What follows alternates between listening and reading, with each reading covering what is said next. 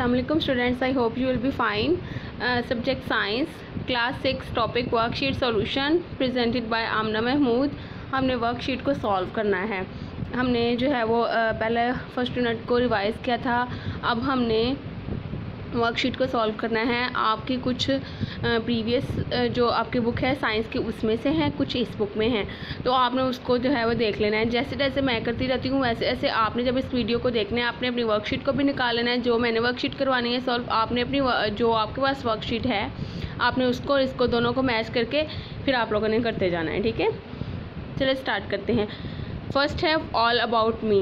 तो आपने इसमें सब कुछ अपने बारे में बताना है, यानी कि नेम, ठीक है, आप अपनी पिक कोई लगा लें, इसमें पेस्ट कर लें, नेम लिख लें, फिर पिक लगा लें अपनी, आप अपना फेवरेट सब्जेक्ट लिख लें जो आपको पसंद है, या फिर वो सब्जेक्ट आपको क्यों पसंद है, या आप जो है वो क्या बनना चाहते हैं आगे फ्यूचर में। I want to become a doctor, I want to become a lawyer, I want to become a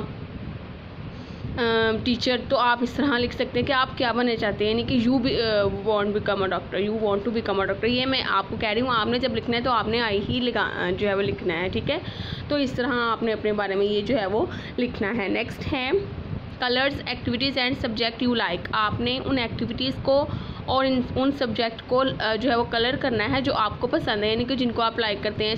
playing sports, creating things, ये जो है एक्टिविटी है speaking in front of class activity है। ठीक है, डूइंग होमवर्क एक्टिविटी है, playing an instrument ये activities है। और सोशल स्टडी आपको पसंद है, ड्राइंग आपको पसंद है, ठीक है, आपको कंप्यूटर पसंद है या मैथ पसंद है, तो जो आपको चीज़ पसंद है आपने उसको ही कलर करना है। ठीक है, एक्टिविटीज़ और यहाँ पे भी दी हुई है कि यानी कि आपको जो सिंगिंग पसंद है, राइडिंग अ बाइक पसंद है, साइंस पसंद है, सब्जेक्ट कौन कौन सी एक्टिविटी और कौन कौन से आपको सब्जेक्ट पसंद है आपने उनको कलर करना है। ठीक है, एक्टिविटीज़ और सब्जेक्ट को कलर करना है जिनको आप पसंद करते हैं। नेक्स्ट हमारे पास है एनिमल क्लासिफिकेशन में वर्टिब्रेट्स और इनवर्टिब्रेट्स दिए गए हैं। आपने वर्टिब्रेट्स को लिख लेना है और इनवर्टिब्रेट्स को लिख लेना है। इनवर्टिब्रेट्स में आपके आ जाते हैं वर्म्स, WORMS वर्म्स, और आर्थ्रोपोड ARTHROPODS। ठीक है, आर्थ्रोपोड्स। ये आपने जो है वो नोट डाउन कर लेना है इनवर्टिब्रेट्स को, और इसको इधर लिख लेना है और वर्म्स को इधर आपने लिख लेना है। ये हो गए इनवर्टिब्रेट्स। और वर्टिब्रेट्स में आपके हैं आ जाते हैं birds, mammals, reptiles, amphibians.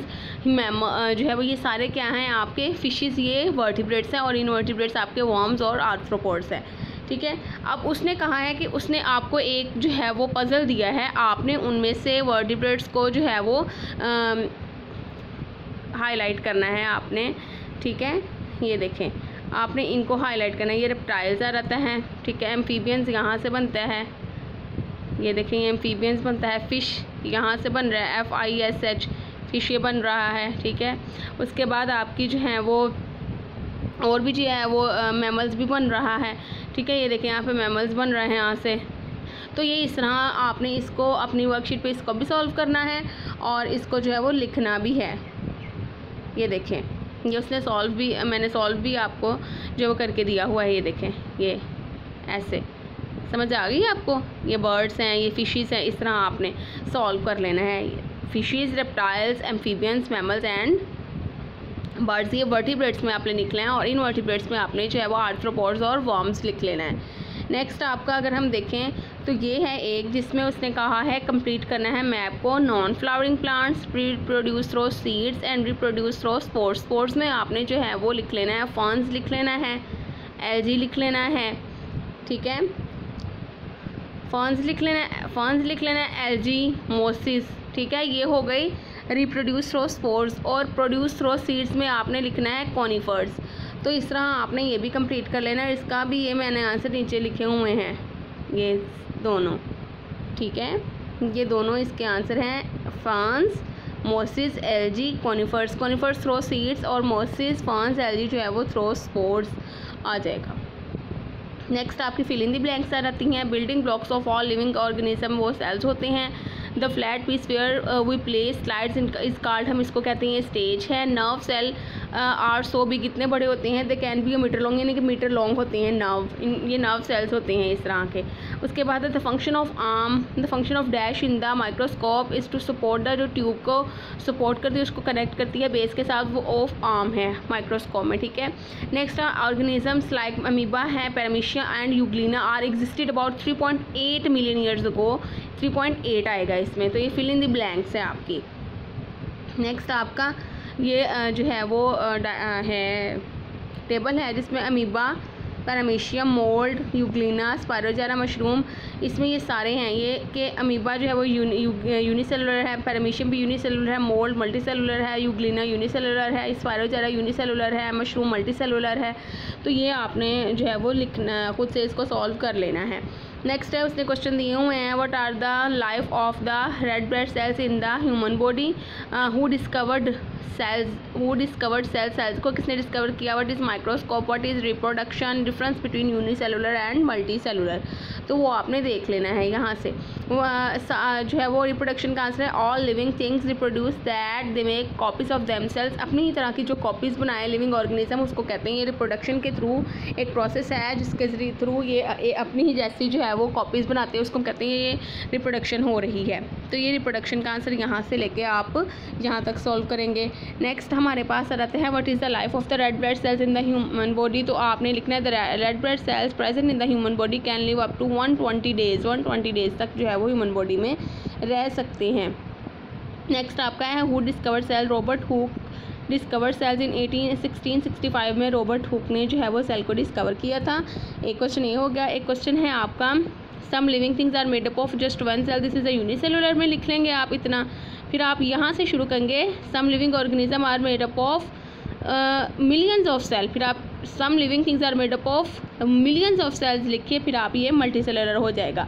Unicellular में आप जो है वो अमीबा पैरामीशियम के एग्जाम्पल लिख दें, और मल्टी सेलुलर में आप जो है वो लिख दें कैट, डॉग और मैमल्स की, इधर यूनिसेलुलर लिख लें इधर मल्टी सेलुलर लिख लें, ठीक है। तो इस तरह आपने इसका डिफरेंस लिख लेना है। फिर आगे है माइक्रोस्कोप।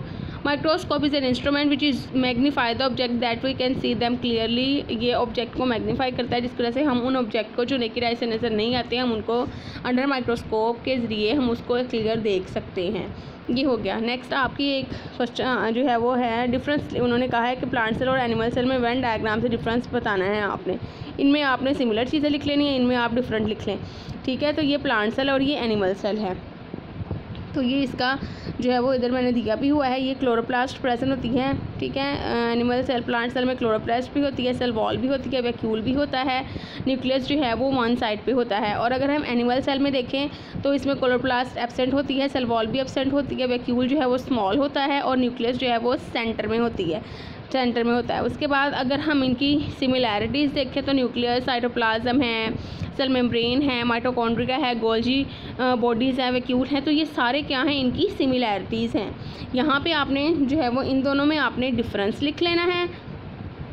अगर मैं आपको दोबारा बताऊँ तो ये हमारे पास क्या है, इन दोनों में आपने डिफरेंस लिख लेना है और इनमें आपने सिमिलैरिटीज़ को शो कर देना है। नेक्स्ट हमारे पास जो है वो identify and write down the names of the organism, आपने इनको आइडेंटिफाई करना है, आइडेंटिफाई करके आपने नेम लिखना है। ये अमीबा है, ये यूग्लिना है और ये बैक्टीरिया है। नेक्स्ट हमारे पास जो है वो डायग्राम आ जाती है कि आपने लेबल करना है एनिमल और प्लांट सेल को, सेल वॉल को, जो है वो एनिमल और प्लांट सेल आपने एक तरफ एनिमल सेल बना लेना है और एक तरफ आपने प्लांट सेल बना लेना है, और उसकी फिर आपने जो है वो उनमें उनको जो है वो लेबल कर देना है। आपका पेज जो क्वेश्चन नंबर 5 है उसका आंसर भी आ सकता है इसमें, जहाँ पर डायग्राम बनी हुई है नीचे एनिमल और प्लांट सेल की, वो आप इसमें जो है वो पूरा लिख सकते हैं। ओके स्टूडेंट्स, आई होप आपको समझ आई होगी। अगर कुछ आपको नहीं समझ आई तो आप दोबारा मुझसे पूछ सकते हैं। ओके स्टूडेंट्स, अल्लाह हाफिज़।